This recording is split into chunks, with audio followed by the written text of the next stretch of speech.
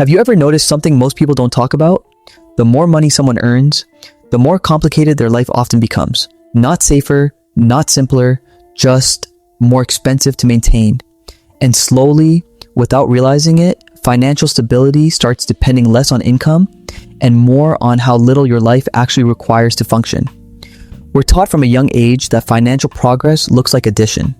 We think making it means more accounts, more credit cards, more subscriptions, a bigger house, and more things to fill it. We've been conditioned to believe that complexity is a sign of sophistication. But what if that's the wrong direction entirely? Because there is a quiet truth most people only realize later. Complexity is not a sign of control. It is often a sign of dependence. Let's look at a normal, relatable example. Meet Chloe. She's 28. She lives in a fast-paced city like Seattle or London. She works in digital design for a successful firm and earns about $75,000 a year. By any standard metric, Chloe is winning. Her parents are proud, her LinkedIn looks great, and her future seems predictable. But what doesn't show on the surface is how her money actually behaves once it hits her account. After taxes, health insurance, and basic retirement contributions, Chloe takes home about $4,300 every month. Now, let's look at the architecture of her life. She rents a modern apartment for $1,700. She financed a reliable, mid-range car for $450 a month. Between insurance and fuel, that's another $300. Her student loans take $300. Utilities, high-speed internet, and her phone plan add $250. Then there are the small things: a gym membership, streaming services, meal kit delivery, and software tools totaling around $180. Before Chloe has even stepped out of her door to actually live her life, $2,880 are already gone. That leaves her with $1,420. On a spreadsheet, this looks like a decent margin. But real life doesn't follow a spreadsheet. There are dinners with friends who also earn well, weekend plans that require Ubers and tickets, birthdays, small trips, and tech upgrades that don't feel like decisions, they just happen. And quietly, another $900 to $1,000 disappears each month. Not from one dramatic mistake, but from a dozen small, socially normal choices.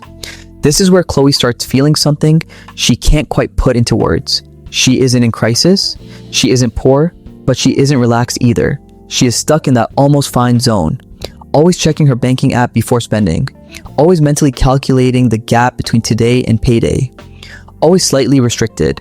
This is not a spending problem, it's a structural problem. Too many fixed obligations, too many automatic commitments, too many financial layers running in the background. Here's what most people miss. Financial stability is not about how much money enters your account. It is about how much of your life is already pre-claimed by expenses. Once your monthly baseline gets too high, flexibility disappears. And without flexibility, even small unexpected costs feel like pressure. Now change one variable, not income, structure.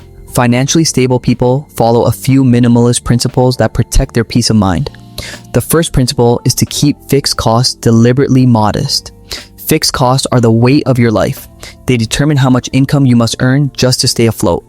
If Chloe had chosen a slightly more modest apartment, maybe just 10 minutes further from the center, and avoided car financing, her fixed cost would drop by roughly $850 a month.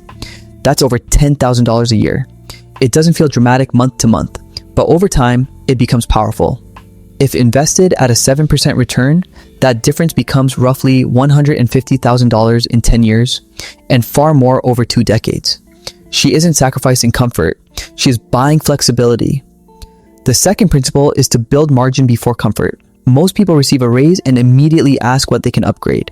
They increase spending first and try to save what is left. Financially stable people reverse that sequence.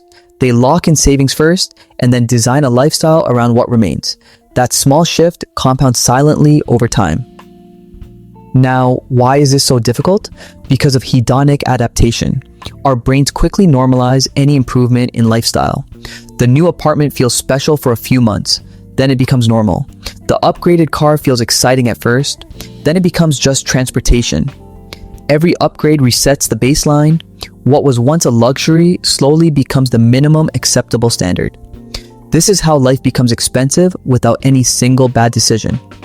Everything feels justified in the moment. It is only when you zoom out that the pattern becomes visible. Financially stable people simplify on purpose.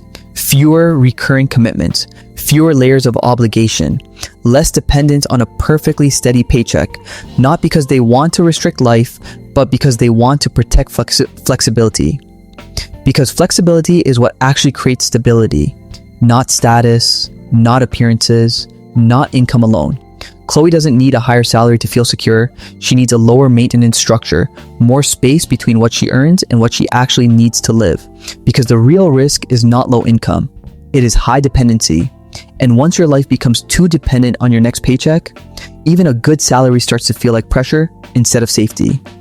If this helped you see money a little differently, consider subscribing to Fundora Finance. Thanks for watching.